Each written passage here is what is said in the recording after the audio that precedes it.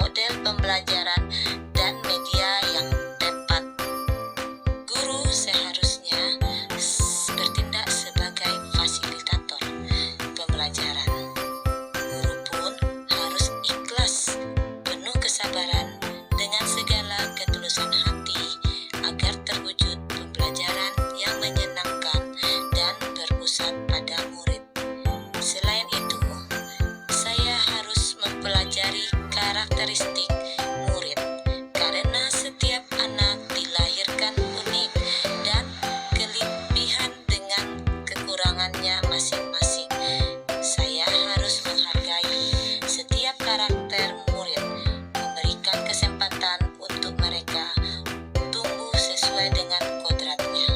Selain itu, yang dapat saya terapkan dalam pembelajaran di kelas antara lain, yang pertama, merancang pembelajaran yang interaktif dan menyenangkan dengan melibatkan murid sebagai student center.